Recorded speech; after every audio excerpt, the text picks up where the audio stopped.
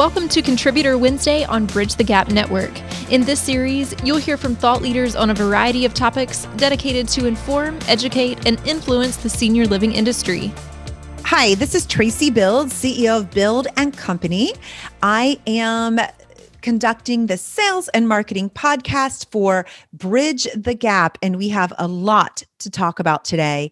And for those of you that follow my content, you know I tell it like it is. And today our topic is on a dirty little industry secret that no one seems to be talking about, but that we see as a consistent theme every day in working with operators and investors all throughout the US and the UK and Canada. And that is really the operator investor tension reaching a boiling point. And it's something that I don't see people openly talking about. And quite honestly, it's only getting worse. So I'm going to drag this topic out into the forefront and really make it top of mind so that we can have a candid conversation and find solutions so people can move forward and really get back to the business of enjoying, loving the work that they do in seniors housing. And I'm just thinking back to yesterday, two very different calls, right? One call, I was talking with a longstanding owner who had a large portfolio, had worked with this operator, since about 2005, and who has just lost his passion for working in the business, not because he doesn't still love seniors, but because of the relationship with the investor side of the business. It sucked the life out of him.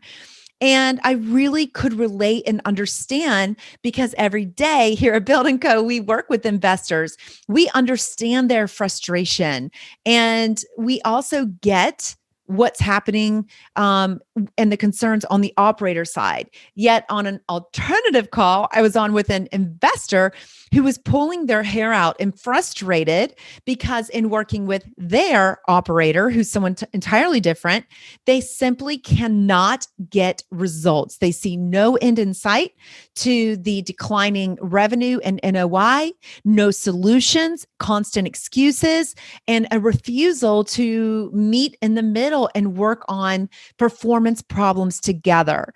So these are the kind of calls that myself and my executive team in particular are having every day. And while some operators and investors have worked together for a very, very long time, have incredible relationships and are in it for the long haul, unfortunately, that's not everyone. We deal with large portfolios to single site operators, and we really get a taste of trends and what is happening nationally. And that's what I want to talk about today. Now, as I was getting ready to record this Bridge the Gap podcast, I was sent an article by Jennifer Saxman, our COO here, which we'd heard rumblings, but I was like, wow. So a longtime client of ours who we love, Healthpeak, is exiting the senior housing operating portfolio and triple net lease assets. And it doesn't surprise me. The real estate trust announced Monday, November 2nd, in its third quarter earning release that it's in various stages of selling more than $4 billion worth of seniors housing properties. And their focus going forward is going to be on growing their three core businesses of life sciences. Businesses of life science. So their MOBs and their CCRCs. And what's interesting about this is just yesterday, I finalized a blog that is actually probably going out today about something that I'm just seeing, and that is investors who are looking at other assets. So whether it's storage units, warehouses, commercial real estate, it's just the rumblings, but I always say everything starts with the rumbling. But the risk involved in seniors housing and the inability to align with operators and really fix many of these problems that are very repairable has become a major pain point for investors. And they can take their funds and invest elsewhere without the headache of working with an operator who refuses to understand that they too have stakeholders that they need to please. So don't worry, I'm going to look at both the operator side and the investor side today. So depending on which side of the aisle you're on, so to speak, there's a case for everyone here. It's such a complex business trying to bring real estate and healthcare together. If you think about that and what's involved, real estate being very, very transactional, healthcare being very emotional, it's very interesting and difficult to align. And we're seeing that now more than ever because it's gotten so tough in the midst of this pandemic, with earnings just being crushed due to the increased expenses and the decreased revenue that we're seeing right now. So we see this big news story come out with Health Peak. And again, when I read it, I just kind of thought, yeah, I get that. I mean, I think there is tremendous upside clearly to being in seniors housing. But I think for many investors, what they're finding is they don't know how to proceed when it comes to working collaboratively with their operator to make impact and turn the tides of what we're seeing with poor performance. And we're really seeing big barriers on new development that I'll be talking about here in just a moment. So why are we seeing this tension? And will we see more exits from investors in 2021? I think we all know that there's going to be a lot of assets changing hands, consolidations. People are going to exit. But we have so much more power than we realize. And what we need to do as an industry is focus on what we can control versus what we can't. So we can't control COVID in particular, as far as, whether it's a surge or not a surge. We can control our procedures in our own operations, but we can't control the different policies that the government puts in place per se. We cannot control the economy, whether it's going well or in decline, and people can sell their houses or not sell their houses, or fund seniors housing or not fund it. We can't control that. But what we can control are many things that have a massive impact on revenue. And that is the proper hiring of sales talent, executive director talent, the proper training of people in these roles to professionalize the business of seniors housing so they understand not just the importance of net growth and gaining traction on occupancy and revenue, but how to do it and how to sell at market rate rent, not giving away the store. There's so much opportunity that we have that we're not seizing. So a few things that we're seeing here is that investors in particular of all sizes are just beyond frustrated with the poor performance trends, many that existed before COVID hit. So before COVID, as you recall, we had a lot of new development, many operators stating that their markets were saturated, that competition was really hurting them and their ability to get the move-ins they needed, that they were being forced to discount to compete. They were losing their staff. So we already saw this stagnant occupancy, if not a decline, going into COVID. And then as COVID progressed, obviously, we've seen devastation to occupancy. And while we thought that things were normalizing and that we were starting to very effectively work with the new, and people were touring again and moving in, we came to where we are today in November, where we're seeing surges again. Some portfolios are shut down from touring, some are shut down from admissions. And what's happening for investors is that they have stakeholders and they need to provide returns. This is their obligation. And there's really no end in sight. There's no bottom. And it's not just that, no one has the crystal ball. even worse is that they're not able to align with their operators as to a game plan on how to respond. What are we going to do that is in our capabilities to drive revenue and at least survive this very difficult time, so we're not laying cash out of pocket in order to sustain this operation? Now, that's the frustration of the investor. The operators are also frustrated because I had mentioned earlier in this podcast about my dear friend who is an operator and owner, is that they feel that investors don't really care about the operation. Now, we know they do, but the sense is in many cases that it's all about NOI at all costs, even at the detriment of resident services, having to cut staff or food costs. And so in the operator's eyes, the investor's sort of the bad guy that we hear about in the media who's just looking to make margin. And the reality is neither group is right here. It's just how people feel, right? The fact is that the investor has a job, and that's to provide earnings to the people who give them money to invest.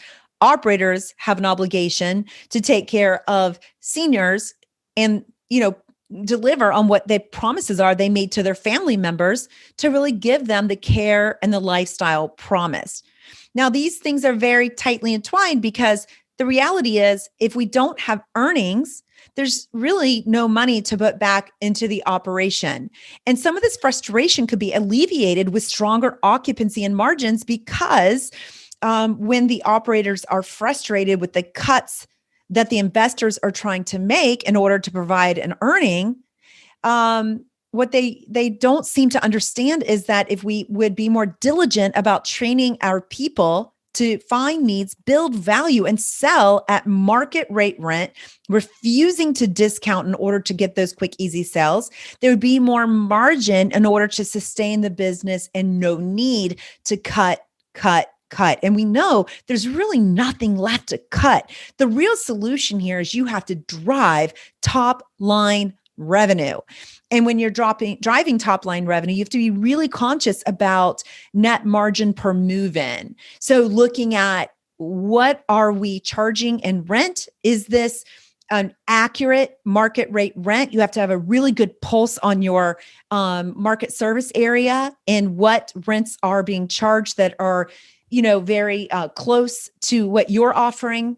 What kind of deals are people giving so you are intelligent and can speak about them and be confident in your rate and the fact that you won't need to discount services in order to make up for those cuts. And that means you have to train your people to have the confidence to talk about these things. And what we're seeing right now is salespeople are very fragile. They're not confident. They're not even closing to the next step of a live virtual tour or an in-person tour. So there's a lot that we have control over that we're neglecting, and it's infecting both operators and investors. So the bigger issue here is that these two groups are both frustrated.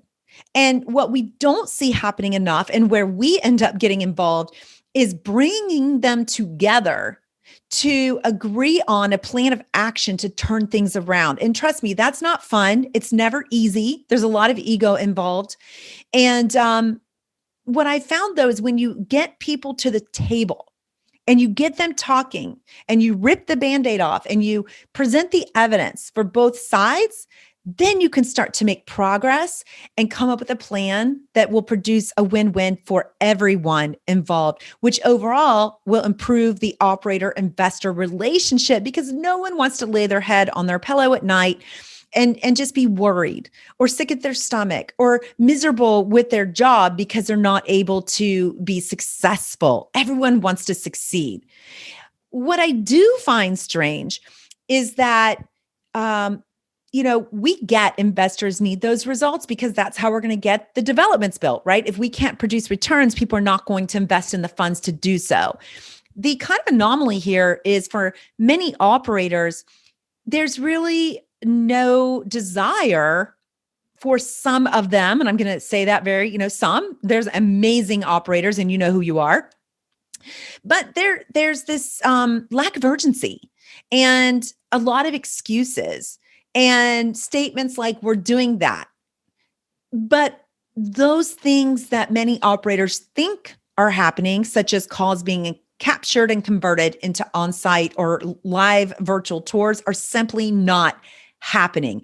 And that's some of the bigger frustration with investors, is they can't seem to break through to their operators to help them understand that we need to professionalize the sales and marketing aspect of seniors housing so that we can more effectively perform and meet our goals. And the reality is, we are selling a six-figure item, right? So a 2-year stay in an assisted living can easily be over $100,000. We're not selling a $5,000 product here. So when you think about the level of savvy, information skill set that's needed on the part of a salesperson, it's very real. There is a lot here that needs to be taught and understood that's simply not being shared with the field. And with COVID, everything that worked in the past is kind of out the window. And that's why a lot of salespeople that are responsible for driving your revenue, margins, returns are failing. They have not pivoted. They don't know how. They're dealing with this themselves and their own families. They're afraid. They're coming to work and they can't be successful because their operators are not providing them with the tools they need to sell in today's very difficult environment. And right now, there's really no end in sight. There's just this continued deterioration of occupancy, of revenue, of NOI. And until we align and begin to focus on what we can do versus what we can't, we are going to continue to struggle. Now, investors, they feel like they're talking to brick walls, saying the same thing over and over, getting the same responses, the lack of urgency. Operators, I think, believe they're doing everything they can. And the reality is, we find operators are so overwhelmed operating, right? Protecting and keeping their residents alive, making sure that they're staffing their communities properly in a really difficult environment where people are afraid to come in and care for seniors. They're inundated in operations. And the reality that I see that, again, we're not discussing is that operators simply don't have the time or the resources and staff to properly focus on sales and marketing right now. It's kind of last on the priority list because first for them is keeping residents safe. So we need to have these honest, candid conversations, and it's understandable. But what we need to do is pivot. So if an operator is short-staffed and they don't have time, truly they don't, in many cases, to really retrain their sales force, to coach, to inspect and shop, to make sure what's inspected, that we're inspecting what we're expecting, then investors are going to have to continue to compel them to admit that and to say it's okay. You know what? Let us help you get support. What do you need? I mean, even if you go out and get a great book and you all read it together and you pivot and you dive into a specific topic on sales, that's an improvement over doing nothing.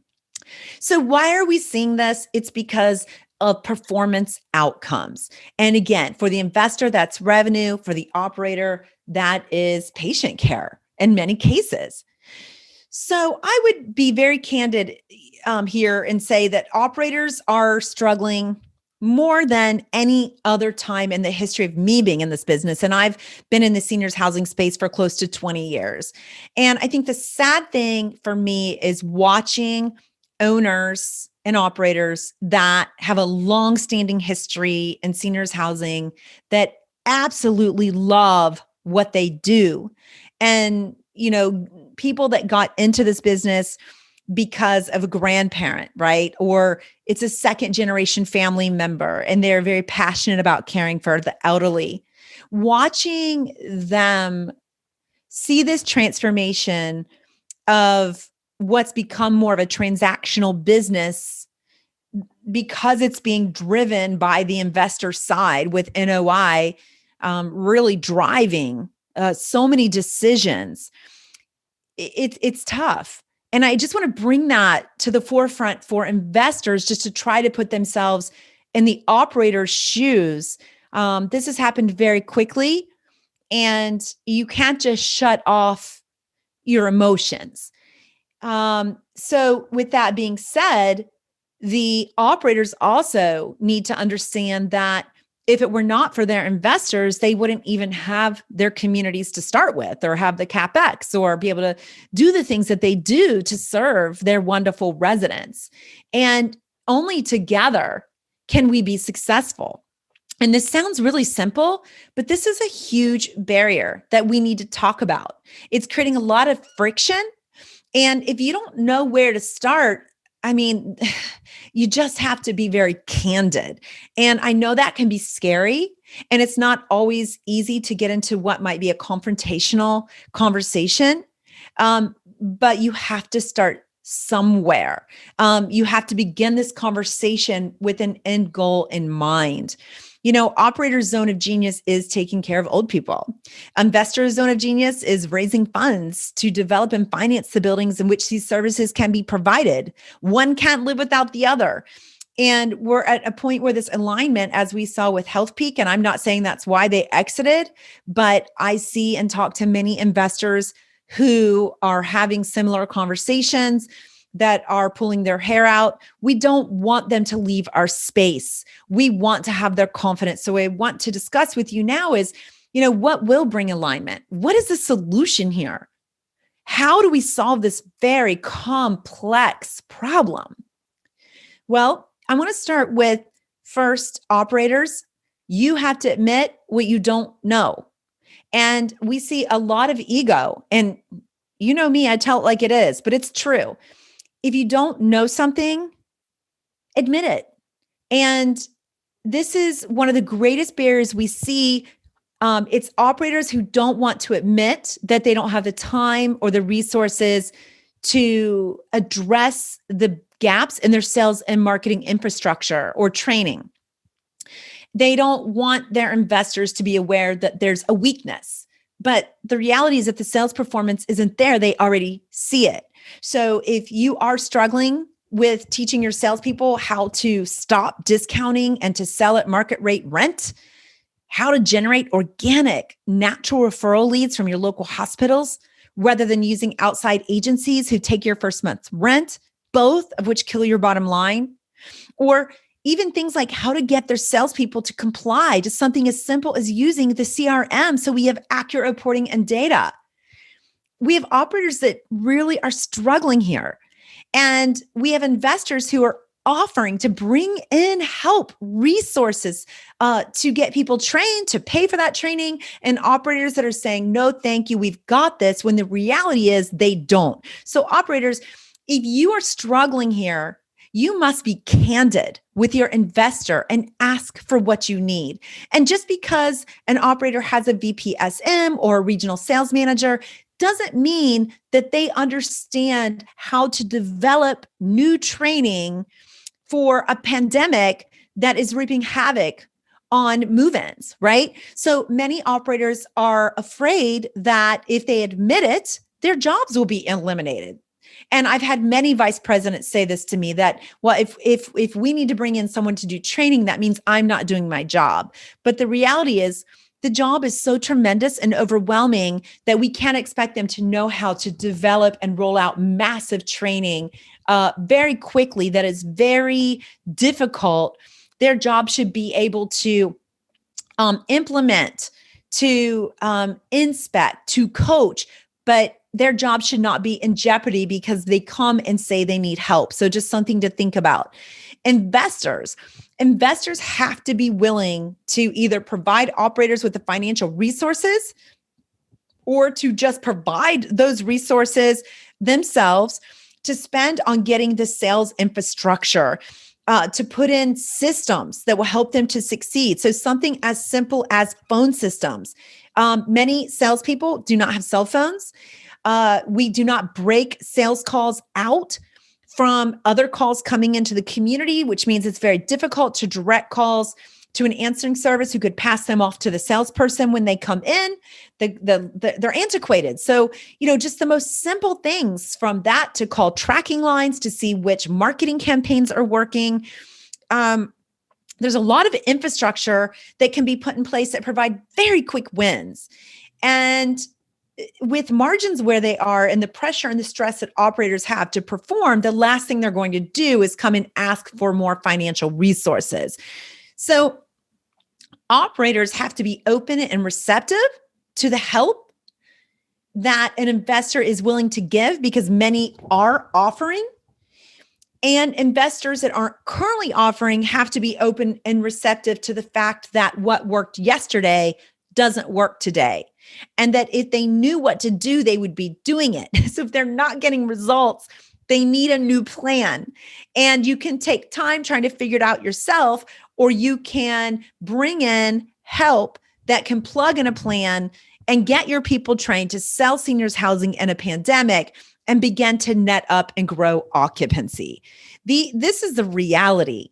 We're in a new world, and what worked yesterday, it just really doesn't work today. The entire sales environment has changed. Another example, reporting and data. So most operators have a great CRM system that is being paid for, that they are not forcing their salespeople to comply with using, meaning that when leads are coming in, some are being put into the CRM, some are not. Leads are being coded out as dead leads when they're actually viable. And when reports are being pulled, the data's bad because bad data entry in, bad data out.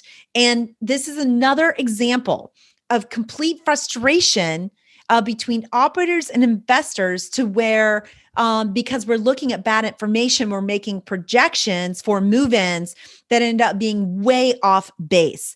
So little things, big things that we control and that are in our hands are not being done. So if you have a CRM, it must be consistently used so an accurate pipeline and forecasting can be projected.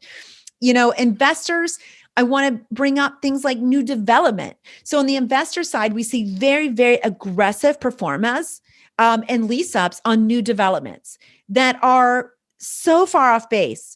And this is another example where, rather than an operator pushing back and saying, this is crazy, we're never going to hit this, because they want the deal, they'll say, hey, we got it. And then 6 months before opening, when they're way behind their goals and all of the problems begin to arise, and that frustration level on both sides has reached a peak, it's almost too late. Now, is it too late? No, but it could have been prevented if there'd been an open line of communication and more candid conversation. So investors, during COVID, with your new developments, and COVID's probably not going to go away for some time, we're in this new world. We're not getting 200 leads in our new developments every month. So what is no more. What we are seeing across the country is, if a new development lease up is getting 30 to 40 leads in a month, that's great. That's what your performance should be based off of right now. Now, that's not a lot of leads. So what that means is that the people in the sales seat need to be very savvy and have incredible sales skill sets so they can convert a higher number of those leads into deposits and move-ins. You can still hit your goals, but you have to go about getting them hit differently. So we need more candid conversations around these budgets and performas and how we're going about achieving them, rather than yes, ma'am, hey, this looks great. When we get there, we're not hitting the goals, then trying to make excuses.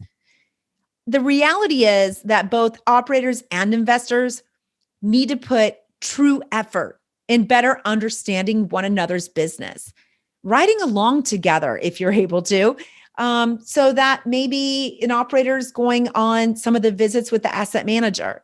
The asset manager's going on some sales calls to the hospitals with a salesperson, or sitting in the office and just kind of working, but listening to those inquiry calls, the follow-up calls, the work it takes to close leads in today's difficult environment, talking to residents and understanding the difference that the community has made in their life, even during this pandemic, and beginning to better understand what it's like to walk in one another's shoes. Because here's the good thing.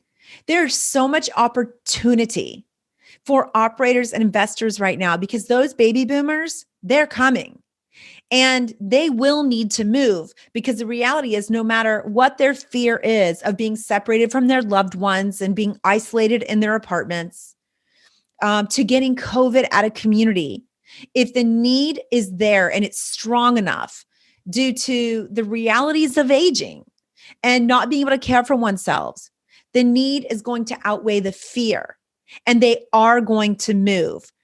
But we have to work together. And the more we do this, the more successful we will be.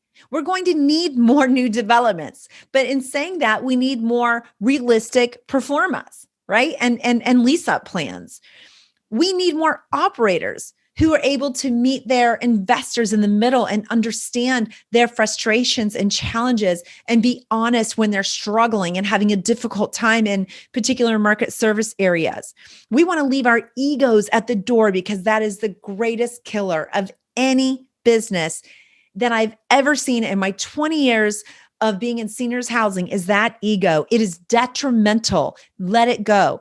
Now is the time to be learning, growing, striving, interviewing, talking to line staff, executive team members, reading as much as you can and digesting and pivoting and experimenting and working to get better and better every day. That is your opportunity right now. And I would start with your operator or your investor. A great tool, if you've not accessed it yet, for you to follow together to further collaborate and unite, is my executive book club series. It's on my website at bildco.com. It's under resources. And right there, it says, join our book club. It's a real phenomenal series. And we cover different books and we break it down and talk about how to apply the information to seniors housing. And then, of course, you can sign up for my regular blog series. And all of these content series that we're putting out are available now in both podcast format, and in written word, depending on your style and how you like to digest information, whether you're in your car, wherever you are. Our goal is to continually make it so that you can educate yourself, motivate yourself, be inspired, and grow. So please sign up for those if you've not done that yet. If you're sitting here and you're thinking, geez, this makes sense, I can relate, I understand, you operate a portfolio, maybe you invest in a portfolio, and you really want to get real about the sales process and what that buyer experience is like right now, how your staff is, doing it, scheduling the next step and doing those live virtual tours, we are happy to do a complimentary sample of mystery shops to really gauge and communicate what that true buyer experience is right now at the site level within your organization. We can do upwards of 3 to 5 of those for you, complimentary. All you have to do is shoot me an email with the locations you'd like us to shop and just send that to revenue@bildco.com. And let us know those locations, or just say, do a random sample on my portfolio. Let us know what it is. We will get those in queue, and we will be able to come back to you and show you very quickly where those wins are that you're missing, so you can literally start to turn the tides on revenue and customer experience delivery within days, if not weeks. I appreciate your time. I hope I've not offended anyone. My goal here today is to be candid with you, to speak truth so that you can learn and you can grow. I'm always open and receptive to receiving your feedback.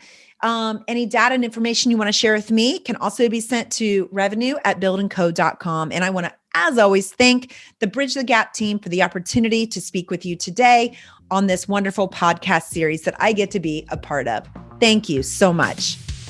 Thanks for listening to Contributor Wednesday series on Bridge the Gap Network. For more information about the contributors and for a full library of episodes, visit btgvoice.com.